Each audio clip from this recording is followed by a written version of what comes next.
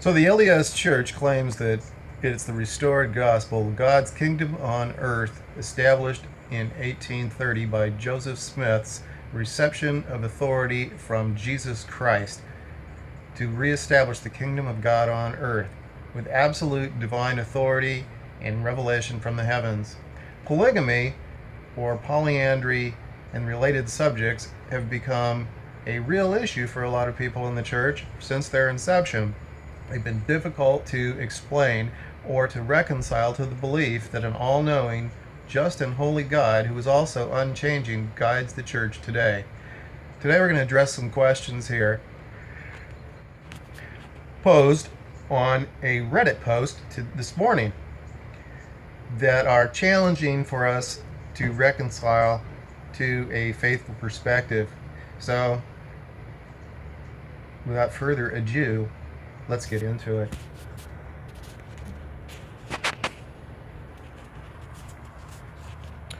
Okay, here's the post. Username looks like BW549. It's on a subreddit called Mormon. Alright, inconsistencies between Joseph Smith's polygamy and current LDS principles of marriage and honesty. There appear to be major inconsistencies between how Joseph Smith practiced polygamy and the modern LDS teachings of these principles. And here they're listed, about 14 points here of concern by this person. Well thought out, I might add. Number one, if sealing was so important, why did Joseph never get sealed to his parents or children during his lifetime? And I'm just going to go right through these first of all. If sealing was so important, why was Emma sealed to him after so many others? Like around 16th in line, when she's his, first wife? If sealing was so important, why was he never sealed to Fanny Alger? And what was the point of that union? Good question. Sometimes the simple answer is the best.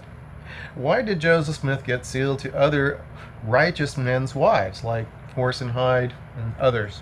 Orson Hyde was an apostle, and he was on his mission when his wife became involved with Joseph Smith. Pretty valid question. If Joseph was pressured into polygamy by an angel with a drawn sword, why did the angel not give sufficient instructions to ensure that polygamy and or sealings were done correctly? Next, what justified Joseph's sealing to a happily newlywed pregnant mother from a theological standpoint? Yeah. Why did Zena Huntington become Brigham Young's wife after Joseph died and not Jacob's wife? Henry Jacobs, whose life was ruined by Brigham Young. I'll get to that. What was the point of a union with 14-year-old Helen Kimball if polyandrous unions were non-sexual? Why couldn't Heber C. Kimball and his family have been sealed to Joseph via a polyandrous sealing to Violet? Violet was Heber's wife. Helen was their daughter. We'll get to that. Why did Joseph command other leaders, for example, Heber Kimball, to take plural wives secretly? Good question. Why did Joseph threaten other leaders that they would lose their apostleship if they didn't take plural wives? 11. After being sealed to Patty Sessions, Joseph Smith was later sealed to her daughter Sylvia Sessions. Why did Joseph need to be sealed to her daughter if the mother was already sealed, if he was already sealed to the mother? The purpose of this question kind of reveals a standpoint of defense of certain issues taken by certain apologists like Brian Hales, which happens to be that these sealings were justified as being of dynastic importance in the early church. We'll get to that. What made it okay for Joseph Smith and other early leaders to repeatedly lie about their practice of polygamy? For example, Joseph directly or implicitly denied practicing polygamy 5 times in his own words and was responsible for 3 additional direct denials. Are you saying that it's a problem when God's prophet isn't honest? Why was it okay for Joseph Smith to reseal himself to the Partridge sisters in order to hide the first sealings from Emma? Sounds suspicious. I've posted some of these thoughts in fragments before, but I don't think I've posted them as a single unit. I welcome insider answers from those who have studied the topic more thoroughly than me. All right. And there are a couple of comments already on here. One was, why are cohabitating couples prohibited from getting baptized into the church now if every polygamous union was illegal from the beginning to the end? Why was it acceptable to reject the laws of the land in spite of the articles of faith stating that, we believe in following the laws of the land?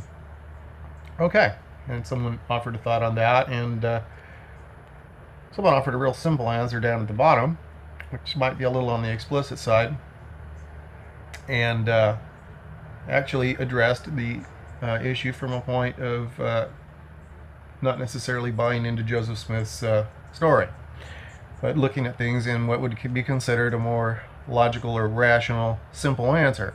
In other words, why would most guys be doing this? Well, basically, we're taught to believe that Joseph Smith was God's prophet and a righteous man, so the defense of his actions is going to be made from a standpoint that he was in fact following the God of Israel in what he did. One more here says, well, I suppose a rewording of the first might be, if polygamous marriages were never legal marriages but were accepted by the church, why are cohabitating couples prohibited from baptism for not being legally married? Okay, oops. Anyhow, let's take a look at this. First, I'm going to discuss something involved with this, which is that the church takes the stance that a perfect, all-knowing, unchanging God guides the church and has established his kingdom, so to speak, in the latter days through Joseph Smith. And so there must be some perfectly reasonable explanation for all of these things that seem to be problematic. The whole polygamy or polyandry related questions are really difficult for people, and there have been people who have offered apologetic answers to us. And then there is Brian Hales, who is probably one of the more preeminent representatives of the faithful view on this. And so maybe I should approach this by mentioning what Brian Hales has to say, just so people who aren't familiar with that have an idea of what we're talking about there. So what Hales basically says is that polyandrous unions, in case that's a new subject for some of us, is obviously a more difficult one to explain. I guess we'll start at the beginning. We've seen that we're taught in church. What are we taught? We're taught that God, was restoring all things in the dispensation of the fullness of times on the earth, okay? And somehow that winds up including the principle of plural relationships or polygamy. And at least that's kind of what I believe I was taught. And so it was a principle that needed to be restored because Elohim has multiple wives. And it's just the way things are because there are more righteous women than righteous men, and we're going to have to get used to it. Joseph Smith was told us to have been a fellow who really didn't want to have to obey this difficult commandment from God, but in order to restore all things to the earth, apparently polygamy was a divinely instituted practice from times of old. So that's basically what we're taught. Some of us find out later that Joseph Smith was in fact involved with other men's wives, and that doesn't go too well with section 132 in the Doctrine and Covenants, where we've been introduced to the concept that plural marriage is approved of God, and that it was commanded of at least certain individuals to be involved with this, because if you're going to follow God, you have to keep his commandments when you are given them. It was almost like a test, as in the test of Abraham being willing to follow God, even if it involved murdering his son and sacrificing him upon an altar, which was one of the more horrendous stories in the Bible. So that's kind of the faithful standpoint or viewpoint. But then we discovered Joseph Smith was involved with other men's wives. And we weren't taught this in Sunday school. We weren't taught this, so we didn't have an explanation. So apologists, such as Brian Hales, have come in and talked about this from a perspective of telling us that there's actually a perfectly reasonable explanation for it. Other apologists have just said, I'm not comfortable with it, and I'm glad it went away. So what does Brian Hales say? He says that Joseph Smith was involved with other men's wives in non-physical unions. To try to keep this as G-rated as possible, especially for our younger viewers. And so that he was saying that this was for dynastic purposes. In other words, creating ties between church hierarchy, Joseph Smith, who's such a special guy at the head of the church, to other leading members of the church for some reason. Like you might see in a royal dynasty, perhaps, the British royal family or something, intermarrying with other people of noble birthright. Anyway, any way you look at it, it gets really difficult to explain from that.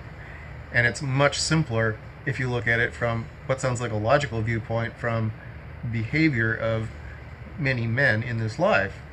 But let's approach what Brian Hales has got to say here.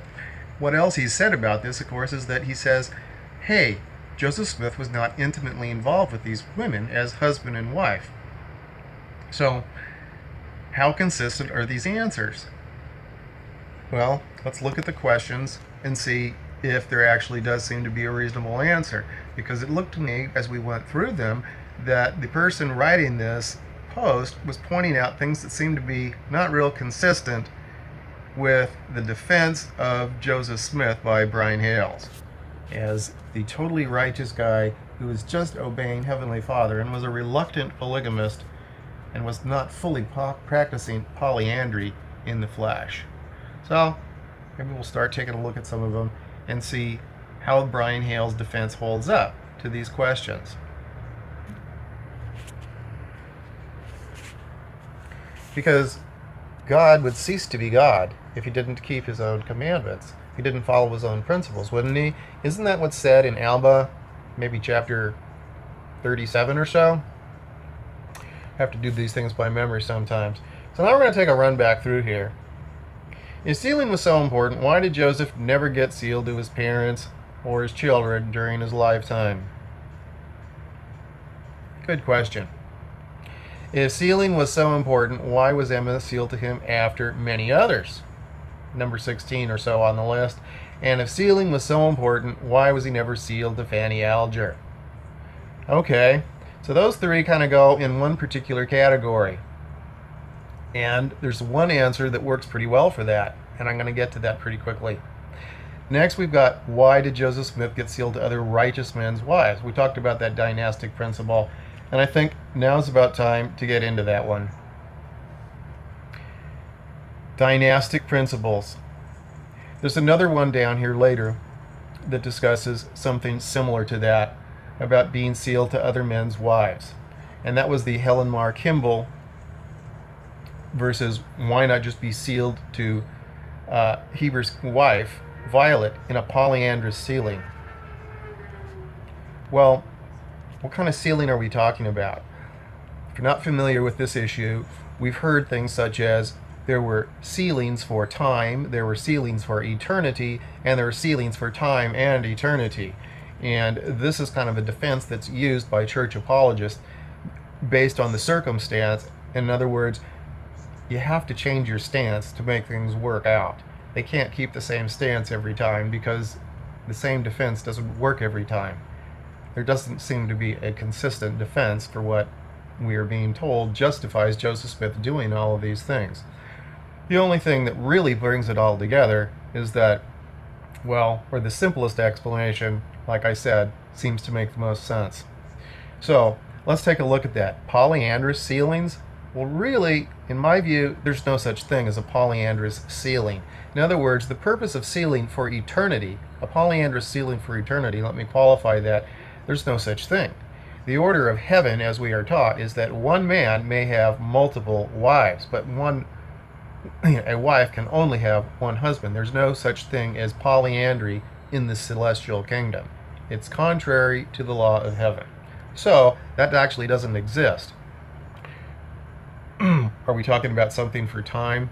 So why would Joseph be involved in these relationships? Now let's think about what actually happened. Brian Hales concentrates on telling us, hey, Joseph Smith wasn't involved intimately with these other guys' wives, so he's not an adulterer, so he's not a fallen prophet, so just keep believing and paying your tithe and everything will work out. And you'll find out in the celestial kingdom or the millennium that there was a perfectly good answer for all of this. I want to say something quickly here. The basis for Hale's entire defense is that, God established all of this, the God of Israel, and that the God of Israel is Mr. Good Guy. He's perfect in all his ways and unchanging and all the types of things that we hear about him, or the definition that we might hear from him from all eternity to all eternity. He's just Mr. Wonderful. And we need to default to that, and there's always a perfect explanation. And that kind of reminds me of the way that the Hugh Nibley explanation of the Book of Mormon is. In other words, which goes on the same type of premise, which is, if you can't figure out how Joseph Smith came up with the content for the Book of Mormon, then you must default to the concept that it's just like he said. You've got to believe him. The default is you believe him to be true. In other words, it's kind of like the innocent until proven guilty concept. If you can't prove he's guilty of doing something other than being completely and perfectly honest, the default is that God came to New York to introduce his son, and things just started that way, and they've been going the way we've been told at church ever since. But is that the way you'd look at it if your best friend or someone you didn't know too well came up and told you that God came and introduced his son Jesus to them yesterday when you were out praying in the woods, the first time you'd ever prayed vocally in your life because you were wondering which church to join? You'd probably at least think about that one twice before you accept it as gospel truth, to use that term. But with Joseph Smith, we're taught that the default is that everything he said was true. He's perfectly believable because, well, just because, right?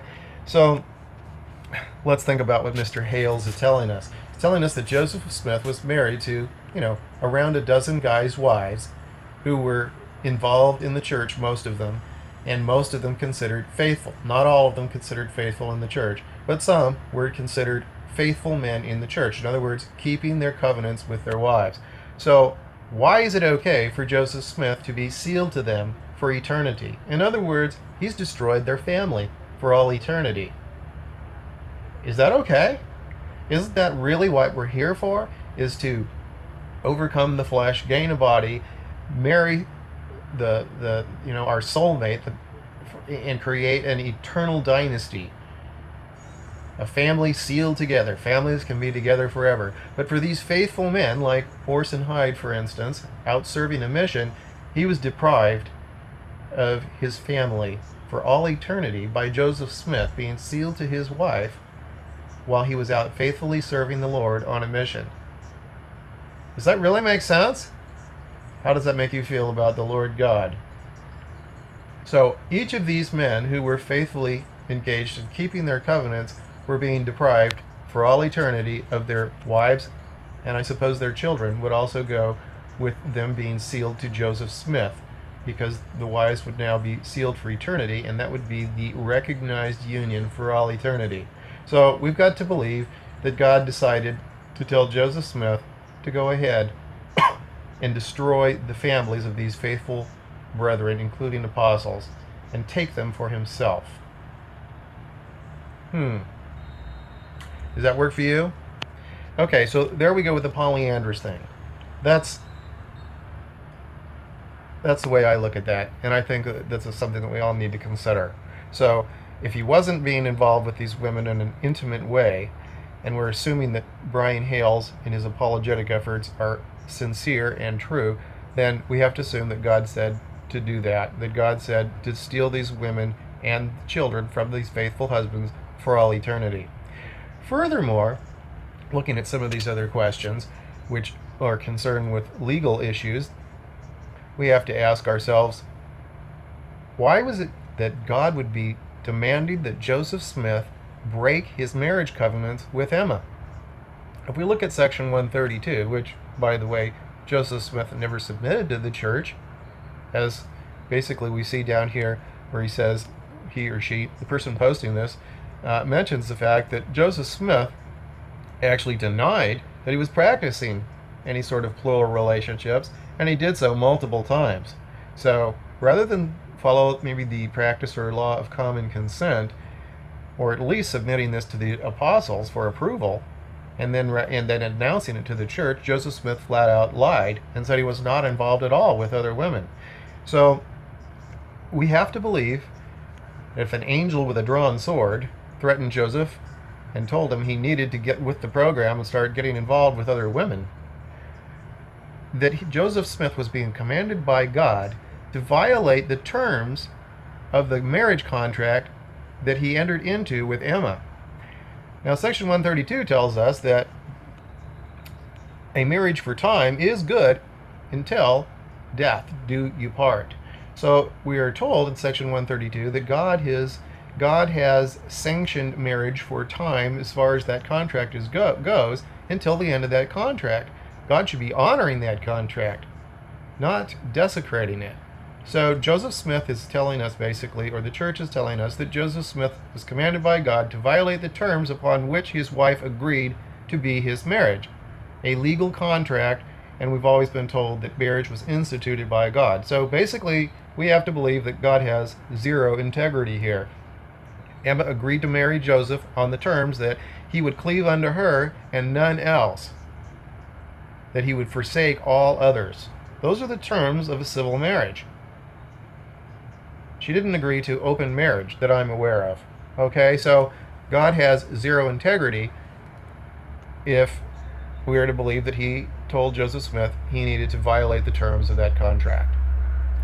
Further, we know that it was taught by the brethren, such as Brigham Young, in the temple, that these Gentile marriages that didn't involve sealings by the holy priesthood were basically meaningless, and that the doctrine taught was that a woman needed to be sealed to a priesthood man who was going to be a god. So many women apparently were encouraged to just dump their low-level husbands and be sealed to Brigham Young or other high-ranking brethren in the priesthood who were more likely or destined to become gods. Women actually were taught this in the celestial realm, according to people that have submitted sworn testimonies and left the church in the early days over such an issue. Yeah, can you imagine going through the veil together and then heading into the celestial room and then receiving a lecture that says, oh, dump your husband and get sealed to Brigham Young or Heber Kimball or Jedediah Grant, and you're going to become a goddess. How would you guys feel about hearing that? A little, yeah, I don't think you'd feel too endeared to Brigham Young, would you? Okay, let's try to get a little bit back on track here with the actual questions being posed here. I thought those were important concepts to introduce because basically what I'm saying here is that the arguments that go on in this whole apologetic realm seem to be dictated by the church and the church's position. In other words, they have invited people to battle in a position where they are on top of a hill, and those questioning have to be climbing the hill in a position of being very disadvantaged. And I'm saying, is it possibly a false paradigm there, just like the Hugh Nibley thing, saying that the default position is that if you don't prove that Joseph Smith, created the Book of Mormon from, certain materials, maybe the view of the Hebrews or, something like that in the late war. If you can't prove it, then you must default to the position that he told the truth. Why? Why would we default to that? Would we default to that in any other normal venue? No, we wouldn't. We would say, actually, why is it we should believe this person? Where is this person's credibility? So let's ask ourselves, where is Joseph Smith's credibility? Did he keep his marriage covenants? No, he did not. Was he honest and truthful about what he was doing in relationships with other women, or did he lie? Well, It's a proof in fact that he lied many times. He lied in public speeches. There's no doubt about that. Did he submit Section 132 to the church? No, he did not. He denied it emphatically. As a matter of fact, when William Law and his friends printed 132 and the fact that Joseph was involved with other women in the expositor, Joseph was responsible for ordering the destruction of the newspaper press, which happens to be one of the issues that helped land him in Carthage and end his life.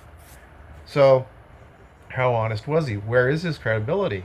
We look at the first vision, and we see that instead of the version number 8, which we've been getting all this time, there were actually 8 other versions, and the churches actually posted that fact on LDS.org in the Gospel Topics essays. Why weren't we told this? And if the church wants us to know so much about its history, like it says in the preface or preamble to the Gospel Topics essays, then why is it that they don't advertise it on the homepage for the last 4 years? Well, sometimes the short and logical answer is the best one in that case as well. Obviously, being transparent about the church's history has not been its policy. Looking like it was all along is more like what they're trying to do at this point. And the fact is, it's not in the church's best interest, to be honest, because if they are, everything falls apart like a house of cards. Let's get here. If sealing was so important, why was Emma sealed to him later? Why was he never sealed to Fanny Alger? Well, how would he be sealed to Fanny Alger? Once again, he got her pregnant in about 1833. You didn't see Elijah, or claim to, until about 1836. And Section 132 supposedly was given in 1843, just kept secret. Well, bottom line is, Sarah Pratt seems to have the best explanation. Sarah Pratt and Joseph Jackson. And what do they have to say? Sarah told us that basically Joseph Smith was preaching something out of Hosea chapter 3 and telling women secretly, preaching secretly to them that God had a secret doctrine, and it involved getting together, and that whatever you did with the prophet, as long as you kept it secret, it was just fine. So basically, Sarah Pratt, wife of Orson Pratt, the apostle, tells us that Joseph Smith didn't introduce this whole sealing business until he was having some difficulty with some of the women who weren't buying into his wife for the afternoon or wife for the night doctrines that he was teaching. This goes along very well with what Joseph Jackson testifies in his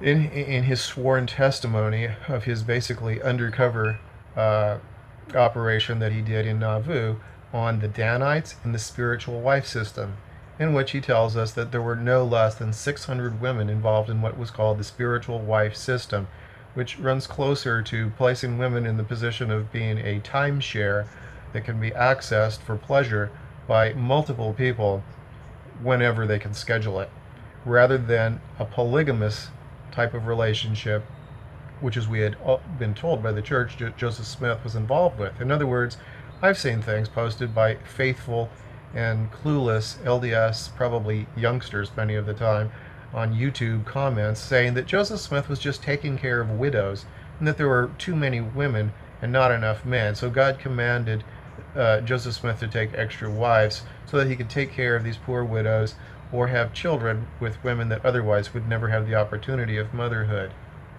Yeah, they actually believe that, and that's pretty close to the type of thing that we were taught for years in the church. But according to Sarah Pratt and Joseph Jackson and other testimonies that have been consistent with that, actually polygamy was nothing like what Joseph Smith was practicing. Brigham Young practiced polygamy. I'm not saying it was righteous polygamy, but he practiced it. He ruled with an iron fist. But polygamy is not the spiritual wife system. The spiritual wife system was not taking care of women. It was using and exploiting them. Apparently, Joseph Smith, according to Joseph Jackson, told him that he had enjoyed at least 400 women. So the church has drawn us into an argument or a group or set of arguments that concede that Joseph Smith had some involvement with other women and has sought to justify it by saying it was all about dynastic sealings and the family structure in eternity, which, of course, as I said earlier, violates its own premise by destroying the families of other men and women and their children who were sealed to Joseph Smith and destroying families for all eternity. So it just violates everything that we're taught. I mean, when you read statements like people saying, hey, if Joe Smith told me he wanted my wife, I'd tell him to go to hell. And that's exactly the way I feel about it. How can you trust God or his prophet if he's after your wife and family? The relationships that you most value for all eternity, in many cases, is being destroyed, is being separated from you and given to Joseph Smith when you were faithfully doing your duty. It's ludicrous. Also, if we read section 132, it certainly does not allow for a woman who is currently married to be sealed to someone else. It talks about men taking virgins unto themselves. It very explicitly uses the term virgin. It basically allows Joseph Smith to take as many virgins as he desires. And it allows other men to take virgins with their wives' permission or Joseph Smith's permission, as I see it. But whoever holds the keys of this power can do basically whatever he damn well pleases. Joseph managed to exempt himself. Or maybe it was the Lord, if you're swallowing all that. Okay, so Fanny Alger, 16-year-old girl, orphan girl, and she's staying at the Smith home as a nanny, earning her keep. Well, Emma apparently wound up peeking through the barn door or the crack in the barn or something. Maybe Joseph was a little late getting back from saying he was milking the cow and something else was going on in the barn, according to the testimony that we have, which Emma Smith shared with a friend. According to another friend of Sister Pratt, Sarah Pratt went to visit Sister Harris. Mrs. Harris and her new husband, relatively new husband, wound up becoming friends of Joseph Smith, joining the church, and, well, Joseph and Emma wound up needing a place to stay at some point. Again, it might have been right after the problems in Kirtland when the bank folded, and, well, it wasn't actually a chartered bank. They couldn't get a charter, so they just did it anyway, and we're not going to get into the Kirtland Anti-Banking Safety Society, which financially destroyed a number of people. Joseph and Emma didn't wind up doing too well, apparently. At least they needed to stay with someone. If they had assets, I don't know where they were. They weren't readily available enough at that time, so they needed to stay with someone. They stayed with Mr. and Mrs. Harris, brother and sister Harris. And just like Fanny Alger got to know Joseph really well in the barn, well, Joseph seemed to develop another relationship with a woman when he happened to be living in the same house. This is a pattern that just seems to repeat itself over and over again in Joseph Smith's life. In fact, when he got tarred and feathered, although we hear it's nothing but persecution, unjustified persecution, and unfortunately some really tragic things occurred to the children who were exposed to cold air, we are told in the church story, and that they were supposedly tar and feathering Joseph Smith partly for his involvement with another teenage girl, or alleged involvement.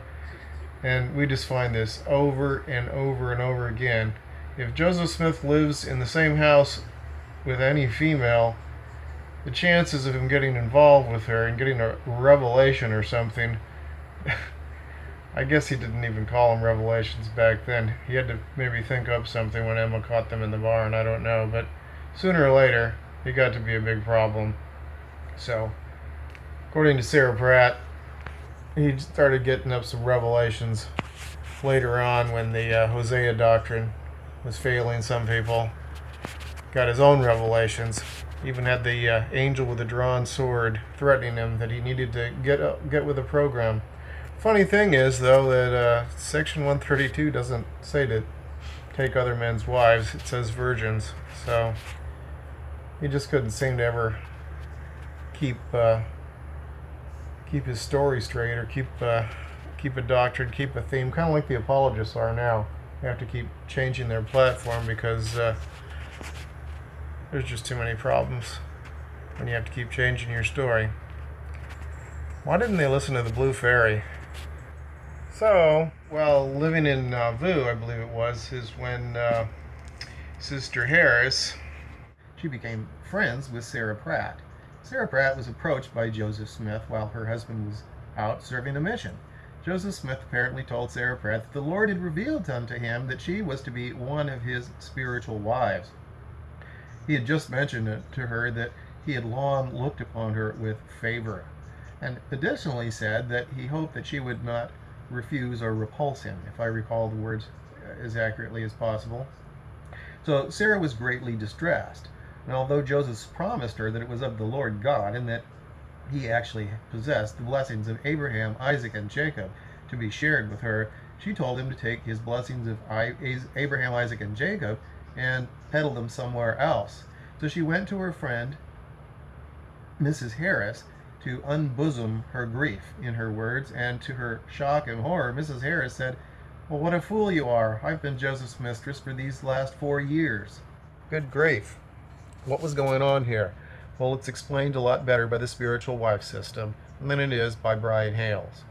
And that seems like a good place for me to break this for the end of part 1, and then I'll go with a part 2, and we'll start up on the next questions that are there, and probably elaborate a bit on the spiritual wife system.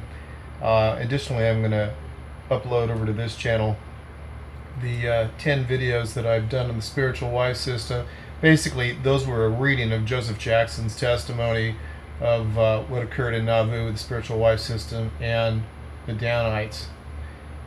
A little bit on the Council of 50, maybe. A lot of the secret Mormon history, basically. Joseph Smith was preaching one thing in public and doing something completely different in private. There was absolutely nothing to do with being honest, chaste, and benevolent, as far as I can see. And I think we'll find that there are several corroborating testimonies to that effect among the Council of 50, the Downites, and the Apostles' wives. So, hope you've enjoyed it.